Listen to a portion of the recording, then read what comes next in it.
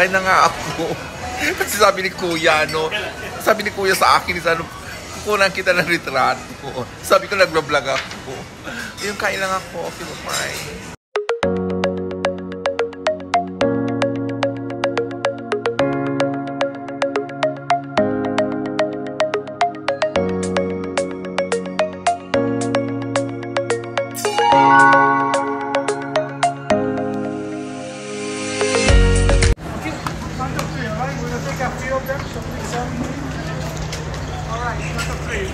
Welcome to my vlog. Ito naman po ang lula nyo dito sa isla ng Hawaii. Ayun, Sunday dito. So, katatapos lang yung mass. So, lumabas na kami lahat.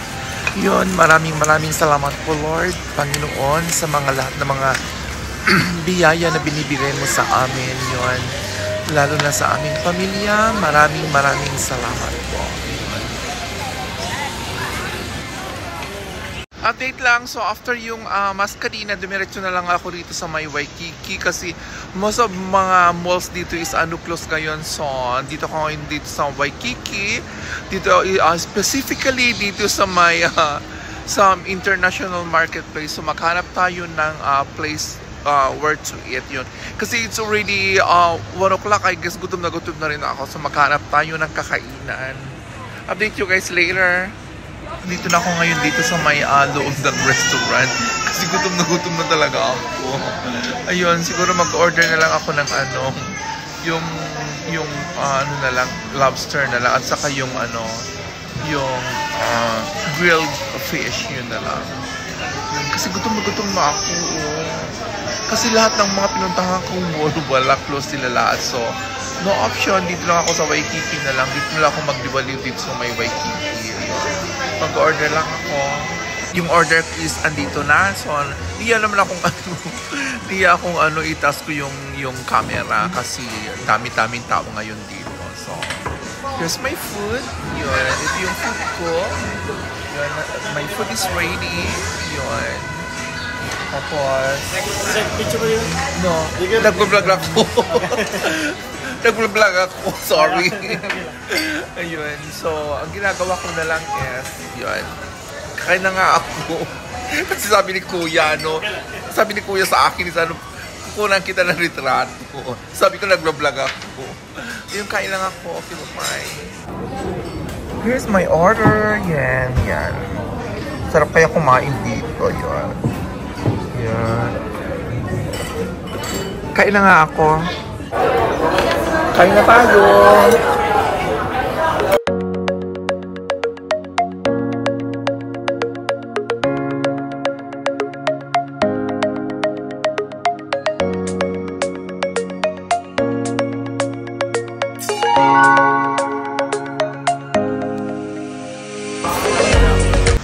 So update lang, so inuubos ko na lang yung yung steak ko kasi laki-laki yung steak nila. Yan pa na naiuman. I'm trying to finish my food. Ito malaki pa yung naiwan. Ito pa, malaki-laki pa. Kaso nga lang, busog na ako, hindi ko na kayang kumain.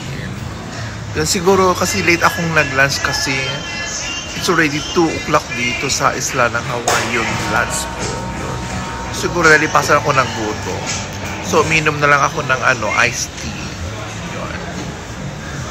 After this, pumunta na ako doon sa proper mall. Siguro, maghanap ng magagandang bilihin. Yun. Para meron naman tayong gift sa sarili natin. You know what? Ang bait-bait nila sa akin dito. Kasi sabi ko, mag-restroom lang ako. Kasi nalipasan ako ng gutom. Sabi ko gano'n. Sabi naman yung yung tumulong sa akin is babalik daw pa ako. So, pagbalik ko rito sa may table ko, binigyan nila ako ng extra na pagkain. Ayun po. Yun. So, sabi nila sa akin na dito ko muna magtambay kasi mainit sa labas pa.